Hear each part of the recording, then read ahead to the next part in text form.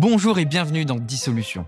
Depuis quelques jours, les voix les plus haut placées dans la France insoumise se sont lancées dans une croisade anti-primaire. Pour cette candidature commune à la gauche, vous refusez toujours l'organisation d'une primaire, comme le souhaite notamment, par exemple, François Ruffin, vous voyez bien pour essayer de rassembler à gauche. Mais vous voyez bien qu'une primaire, j'ai entendu François Ruffin dire une primaire de Poutou à Hollande. Bon. Ces rebuffades faisaient suite à une atmosphère un peu particulière à gauche. Cette semaine, rebelote, j'ai envie de dire, vous avez essayé de lancer l'idée d'une grande primaire de toute la gauche pour commencer à vous organiser à 2 ans de la prochaine présidentielle en 2027. Aucun chef de parti n'a répondu à votre proposition, à part Raphaël Glucksmann, pour Place Publique. Tout de même, personne ne vous a répondu, je disais. C'est violent, ça, quand même. Une primaire, vous savez très bien que déjà personne n'en veut, ni chez les Insoumis, ni chez Raphaël Glucksmann. Elle est morte, l'idée de la primaire. Non, pour moi, c'est la seule solution. Et je remercie d'ailleurs Lucie Castet de l'avoir proposée, parce que c'est la seule solution.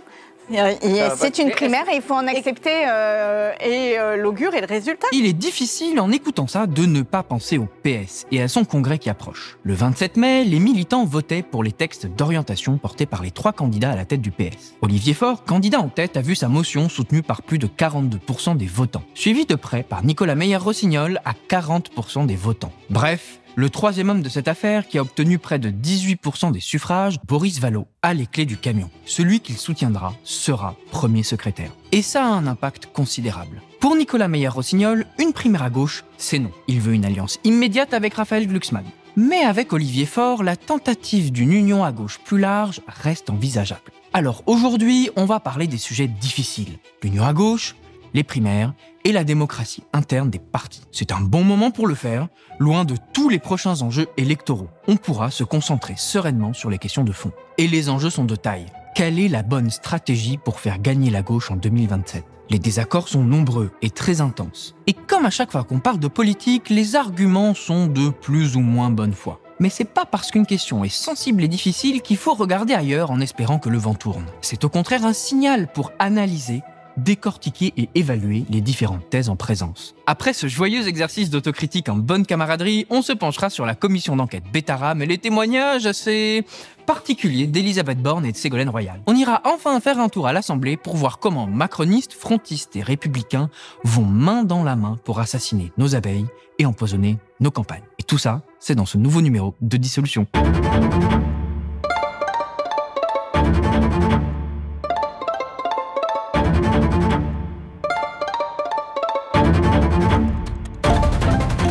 Je dissous donc ce soir l'Assemblée nationale.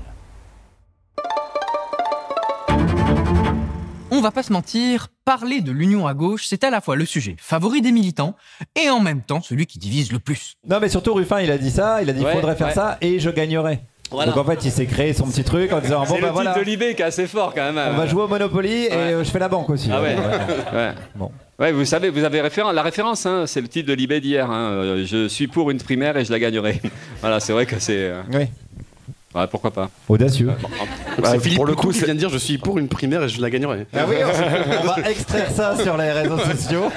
Et on voulait faire ça, on voulait répondre comme ça. Ben moi aussi, je vais la gagner. Ah là là là là, le combo Guillaume Meurice, Philippe Poutou, c'est quand même bien sympa. Mais plus sérieusement, ces appels à la primaire, à quoi ça sert ? Une primaire à gauche est-elle le meilleur moyen de gagner en 2027 ? Les arguments des insoumis contre cette idée sont-ils solides ? Existe-t-il d'autres options ? C'est ce que nous allons essayer de décortiquer. L'objectif ici n'est pas de distribuer des bons ou des mauvais points, ni de juger tel ou tel camp, mais d'expliquer les enjeux, contraintes et stratégies pour permettre aux citoyens de se forger un avis libre et éclairé. Il est possible que certaines analyses déplaisent ou suscitent des désaccords.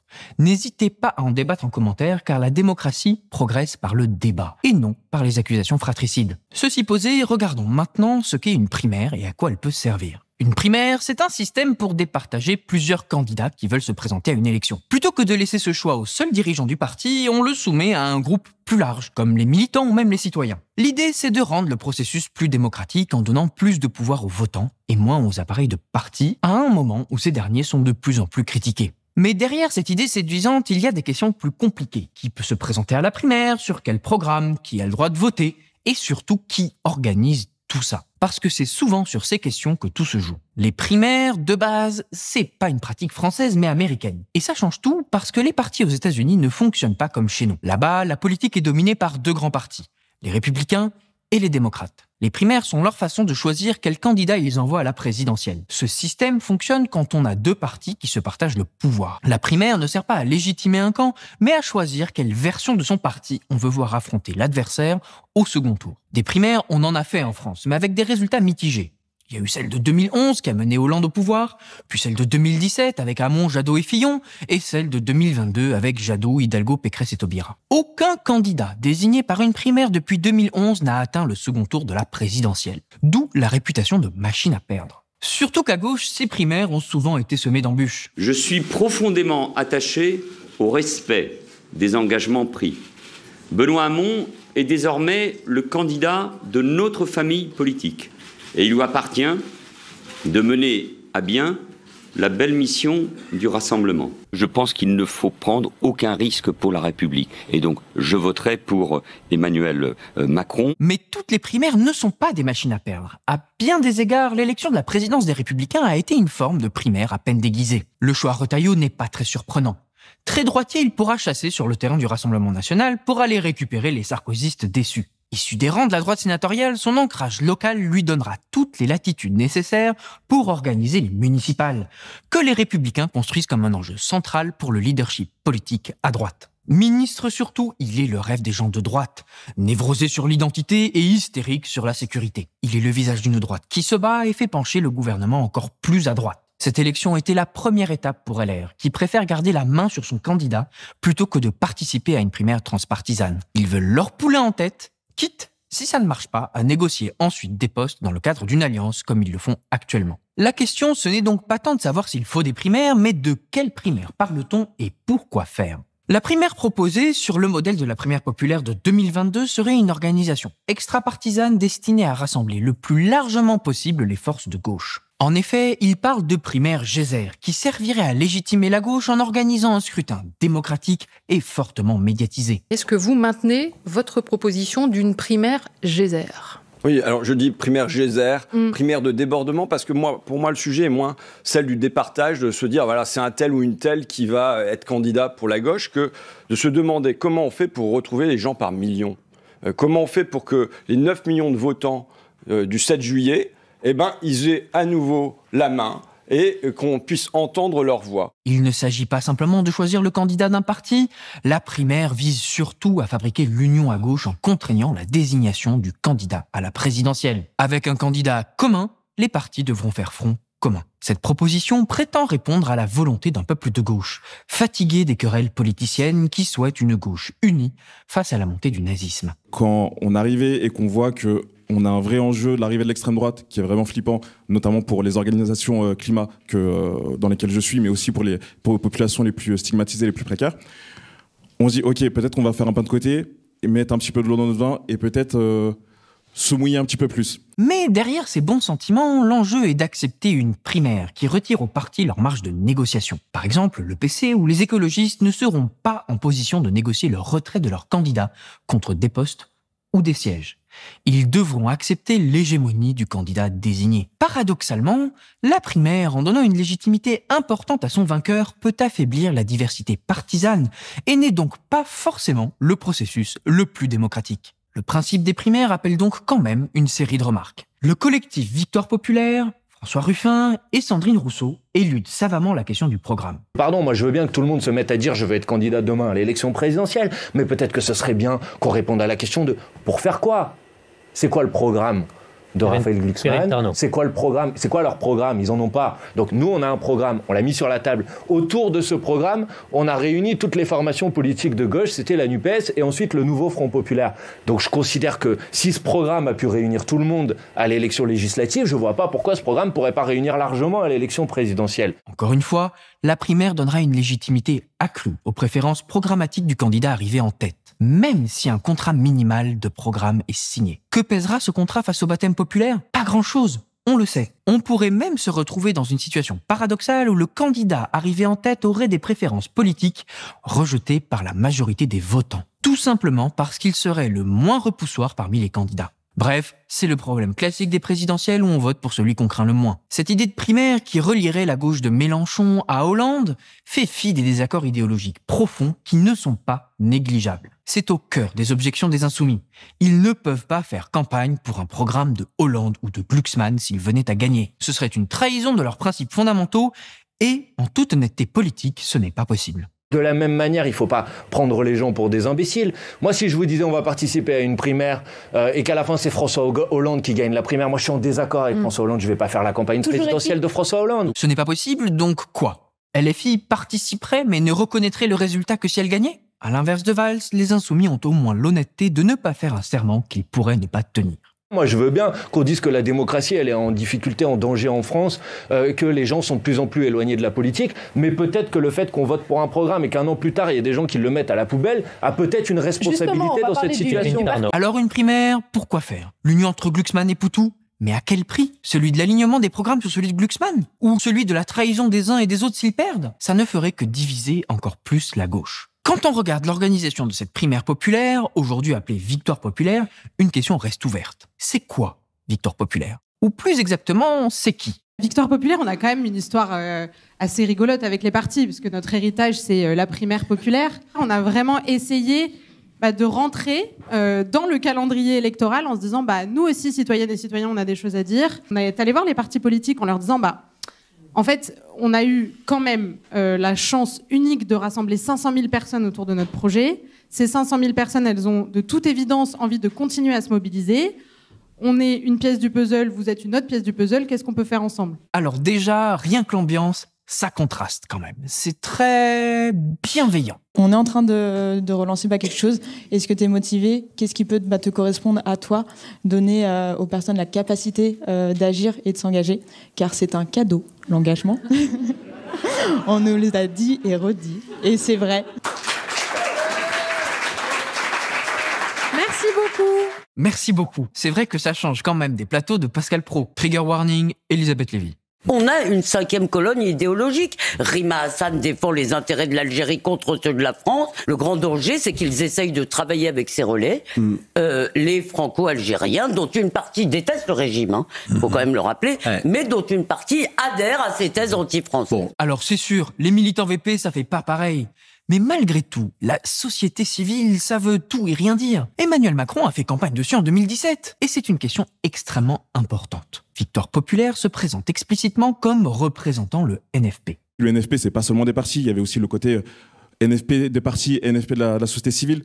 Faire un petit versus. C'est pour ça que nous, avec le Plaid Mouvement, notamment, on a fait une chanson « Nous sommes le Front populaire ». Il revendique même le succès du NFP aux élections législatives de 2024. L'espoir suscité par le nouveau Front populaire a démontré notre capacité collective à déjouer les pronostics électoraux jusqu'à arriver en tête des élections. Ce succès, il a reposé sur 2 piliers. Une société civile mobilisée et organisée, capable de mobiliser massivement sur le terrain partout en France. C'est nous, c'est vous.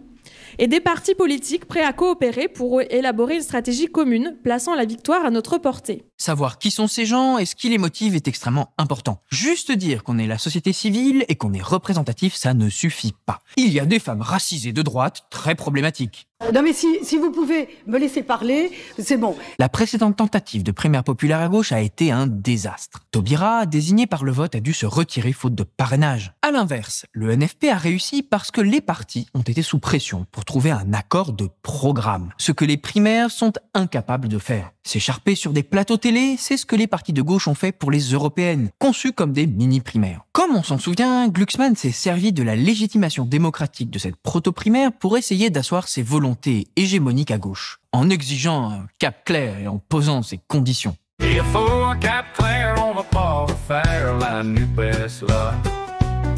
Il y a eu une inversion des rapports de force. Je suis en tête à gauche, donc voilà les conditions. Le NFP, lui, s'est construit par un processus opposé. Pas de mise en scène, pas de primaire, mais des discussions fines et difficiles sur le programme et les circonscriptions. Le NFP n'a été si bien accueilli par les militants que parce que les militants y croyaient vraiment.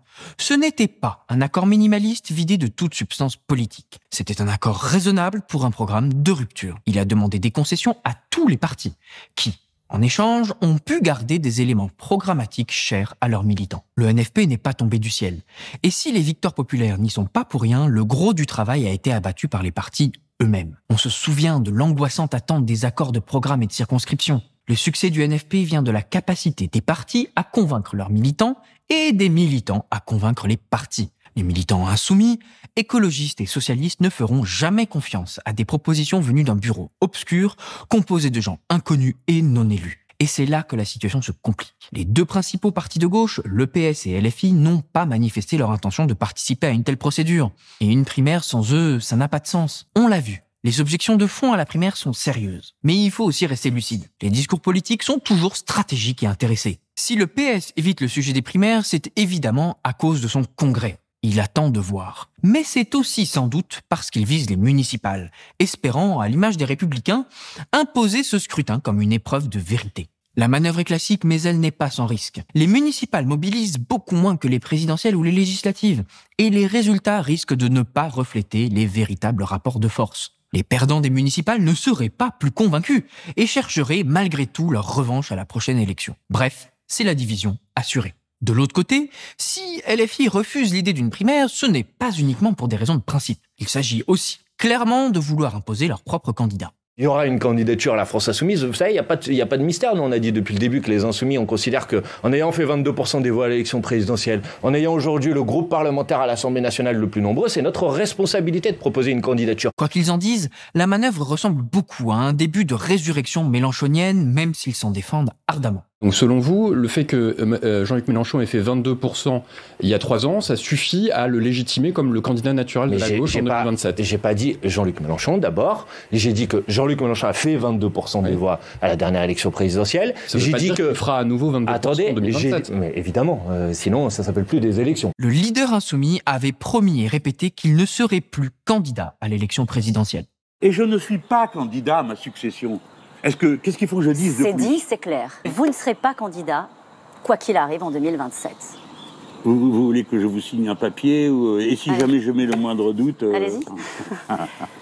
Il ne reste plus qu'à espérer que pour les Insoumis, leur parole est aussi sacrée quand il s'agit du programme que quand il s'agit des candidats. Et quelques éléments tendent quand même à aller dans ce sens. Nous, évidemment, les Insoumis, on considère que c'est notre responsabilité de faire une proposition de candidature, mais autour de cette proposition de candidature, on peut travailler à faire en sorte que cette candidature soit une candidature commune. Le programme, c'est un programme qu'on a porté ensemble il y a 1 an, il n'y a pas de raison qu'on puisse pas continuer à le porter maintenant. Manuel Bompard ouvre la porte à une candidature qui puisse s'élargir pour rassembler à gauche. Ce qu'il faut comprendre, c'est que sans candidature, les Insoumis n'ont pas beaucoup de cartes à jouer dans la négociation avec les autres partis. La perspective d'une candidature insoumise puissante peut servir de monnaie d'échange et d'incitation à la négociation. Il reste à espérer que les idées et le programme commun qu'ils défendent si ardemment passeront avant leur désir d'hégémonie.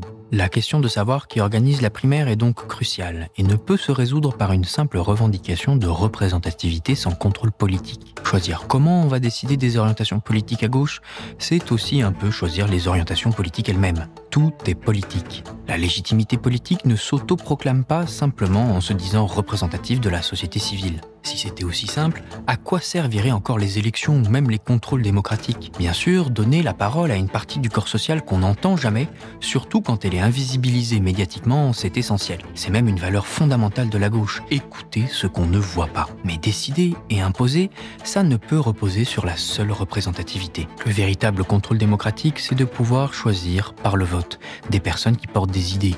Et si finalement ce ne sont pas les bonnes personnes ou les bonnes idées, avoir la possibilité d'en changer. Par définition, les organisations de la société civile ne doivent pas être responsables politiquement. Ce n'est pas leur rôle, ça ne doit pas être leur fardeau. La responsabilité politique, elle incombe aux partis. C'est pour cela qu'ils existent.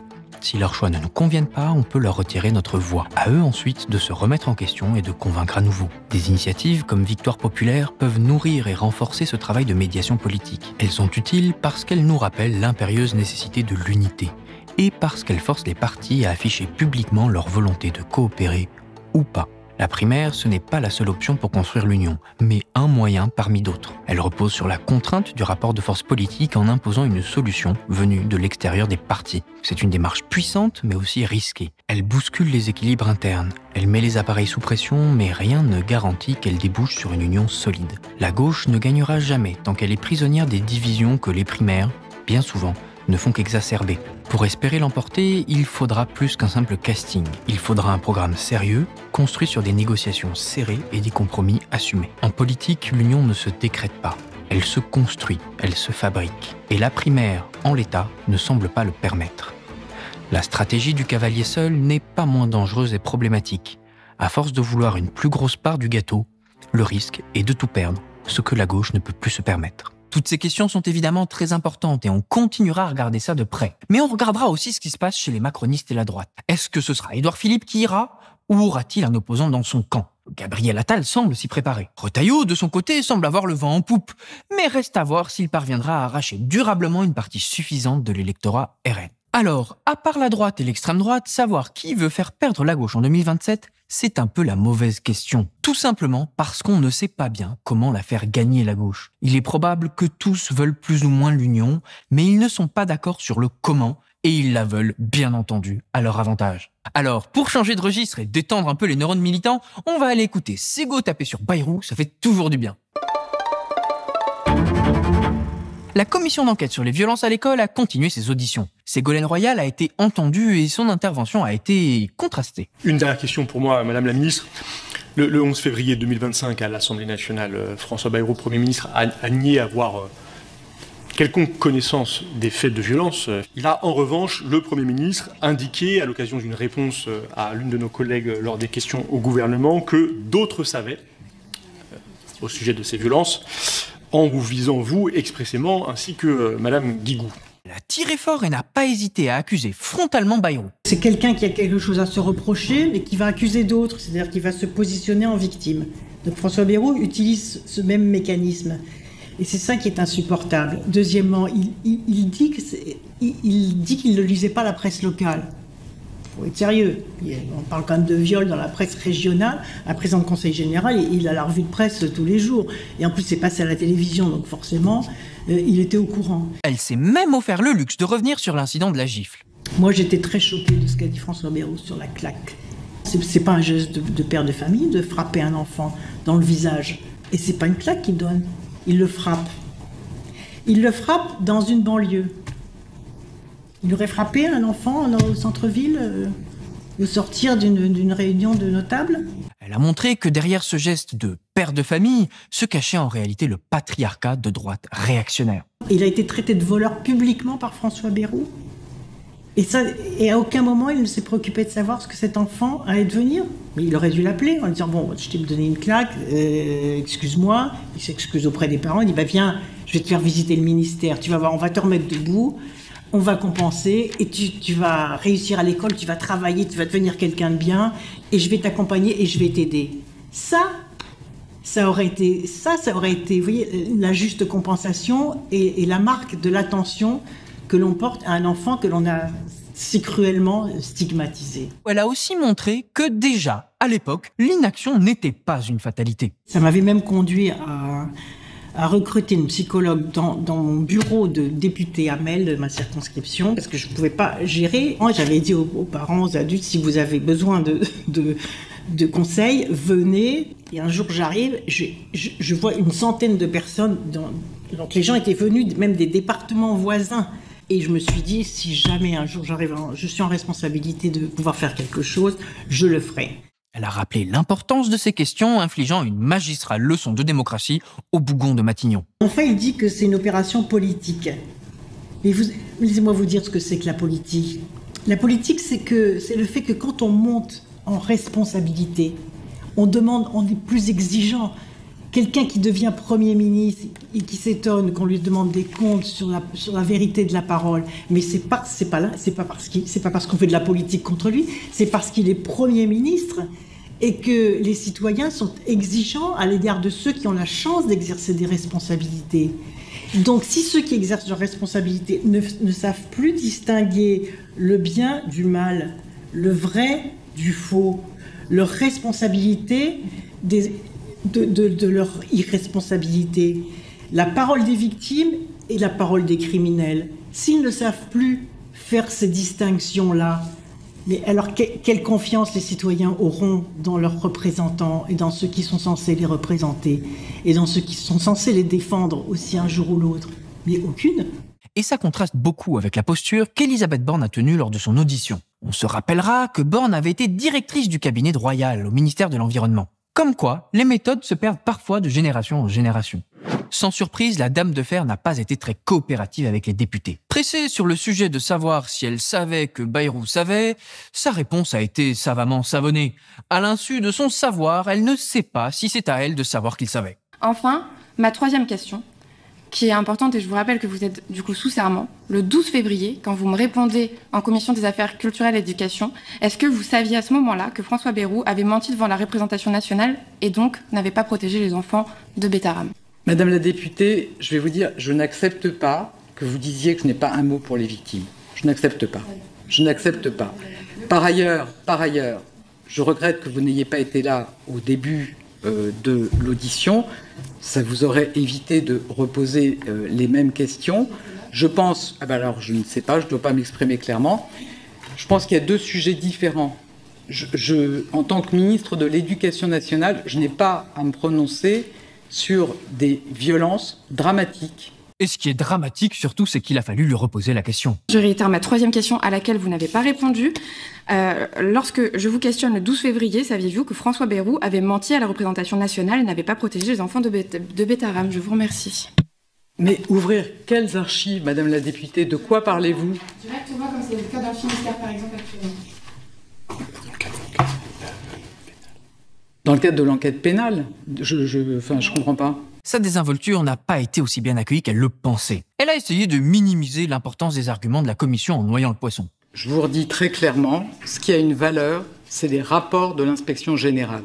Une lettre de transmission, comme son nom l'indique, ça a vocation à transmettre un rapport. Je pense qu'un ministre est à même de comprendre un rapport sans avoir une synthèse, et je pense que les chefs de l'inspection ont mieux à faire que de faire des synthèses des rapports de l'inspection générale. Je peux vous dire mon expérience dans 3 autres ministères, j'ai jamais vu des débats de ce type-là sur le contenu de la lettre de transmission d'un rapport d'inspecteur d'inspection générale. Jamais. Elle essaye d'éluder la question en disant qu'elle n'est pas importante. Au fond, peu importe le contenu de la lettre de transmission. Mais les députés ont su le lui rappeler. Mais Madame la Ministre, c'est pas uniquement un débat. Pour notre commission, c'est un point absolument crucial. Et nous découvrons qu'un rapport qui est accablant pour l'établissement Stanislas. Lorsqu'il est transmis au ministre, nous découvrons que la lettre de transmission modifiée par la chef de l'inspection générale, qui est aujourd'hui la numéro 2 de votre ministère, est modifiée sans l'accord des inspecteurs pour donner un sens favorable au rapport. Mais alors, que se cache-t-il derrière ces circonvolutions compliquées de la ministre? Par exemple, François Bayrou n'a lu que à la conclusion du rapport et que Madame Oudéa Castéra, qui a été ministre de l'Éducation, argumentait en disant que tout se passait bien à Stanislas, preuve en est, et elle a relu la synthèse de la lettre de transmission. Alors je vous entends, que vous dites, vous pensez que cette lettre n'a pas de valeur, mais dans les faits, les ministres de l'Éducation nationale l'ont utilisée comme un garant d'une évaluation positive. Et oui, derrière tout ce cirque sur les rapports d'inspection et les lettres de transmission, il y a surtout la volonté de protéger Bayrou en disant que c'est très compliqué tout ça. Comme d'habitude, les macronistes refusent toute forme de responsabilité et préfèrent éluder la question. En parlant de ça, rubrique suivante. Depuis quelques mois maintenant, la proposition de loi Duplon est examinée au Parlement. Elle vise à autoriser de nouveau les néonicotinoïdes, aussi connus sous le nom de pesticides tueurs d'abeilles. Les dangers qu'ils représentent pour les écosystèmes et la santé humaine sont connus. Ces pesticides sont aussi suspectés de causer des drames. Comme pour les enfants, un grand nombre de pathologies, même un nombre encore plus grand, a été considéré. Et donc nous avons, pour ce qui concerne les maladies neurodégénératives et les maladies de l'adulte plutôt âgé, nous avons conclu avec un niveau de présomption fort à un lien entre la maladie de Parkinson, le risque de maladie de Parkinson et l'exposition professionnelle aux pesticides, donc en particulier les herbicides, les insecticides, et concernant les familles, plutôt les organochlorés. Mais les forces réactionnaires s'en moquent bien de l'écologie et de la santé. Ce qui les intéresse, c'est le profit. Ce n'est un secret pour personne. L'agriculture française souffre. Les agriculteurs ne cessent de nous le rappeler. Il est impossible de survivre en subissant des contraintes plus lourdes qu'ailleurs en Europe tout en affrontant une concurrence faussée. Depuis des années, ils attendaient un véritable allègement normatif plutôt que des mesures cosmétiques telles que celles contenues dans la dernière loi d'orientation agricole. Il est urgent d'agir pour permettre à nos producteurs de continuer à nous nourrir. En 25 ans, la France est passée de second au 6e rang mondial des exportateurs agricoles. En 2020, il a perdu 2/3 de sa production de betteraves. Alors son institut a obtenu 2 dérogations en 2021 et 2022 pour continuer à utiliser des néonicotinoïdes. On comprend la difficulté des agriculteurs qui perdent les 2/3 de leur récolte. Le problème, il n'est pas là. Le problème, il est que des alternatives à ces pesticides existent, mais qu'elles ne sont pas disponibles. Entre un changement vital et une alternative nécessaire, plusieurs chercheurs du CNRS demandent à l'État d'intervenir pour accompagner les agriculteurs. Vincent Bretagnol est l'un d'entre eux. Dire du jour au lendemain qu'on va les arrêter, c'est effectivement pas possible. Ça s'accompagne. Ça s'accompagne peut-être aussi un petit peu financièrement, au moins au début, pour le temps que se mettent en place ces systèmes de culture, ces rotations de culture alternatives qui fonctionnent très bien. Et si la betterave peut imaginer se passer des néonicotinoïdes, sur les 152 utilisations de ces pesticides en France, la majorité ne bénéficie que d'alternatives à l'état de test. En effet, les macronistes pendant 8 ans n'ont pas investi dans l'enseignement supérieur et la recherche. Ainsi, ils ont empêché ces programmes alternatifs d'exister. Tout naturellement, les macronistes, quand la situation devient intenable pour les agriculteurs, eh bien, ils reviennent sur les maigres garanties écologiques grappillées en 8 ans. Et c'est ce qui s'est passé lundi 26 mai à l'Assemblée nationale. 402 votants, dont 395 exprimés. La majorité est à 198 pour, 274 contre 121. La motion de rejet préalable est donc adoptée. La proposition de loi est rejetée. Macronistes, LR et RN votent pour rejeter leur propre texte. Ça sent le coup fourré, ça. Et c'est le cas. L'objectif de la manœuvre, il est tout simple. Contourner les amendements de l'opposition sans recourir au vote bloqué ou au 49.3. En effet, le texte est désormais considéré comme rejeté par l'Assemblée nationale, qui cesse immédiatement de l'examiner, lui et ses amendements déposés par la gauche. Le texte, tel qu'adopté par le Sénat, est ainsi envoyé directement à une commission mixte paritaire composée de 7 députés et 7 sénateurs. Sans surprise, elle est majoritairement dominée par la droite. Et elle adoptera certainement une version très conservatrice du texte. Il sera ensuite renvoyé devant les 2 assemblées qui ne pourront plus l'amender. Le texte rétrograde du Sénat sera adopté par les 2 chambres, éliminant au passage le besoin d'examiner les amendements de la gauche. Et la tactique est efficace. Couper court au débat pour n'avoir pas à rendre de compte sur le massacre pesticidaire qu'ils veulent autoriser. C'est un 49.3 déguisé, en fait, ce qui vient de se passer. Et c'est grave, parce que c'est une loi qui est grave pour la santé des personnes, pour nos cancers, pour la nature, pour les insectes, pour la biodiversité des sols et, in fine, pour la productivité agricole. C'est ça qui est absolument incroyable.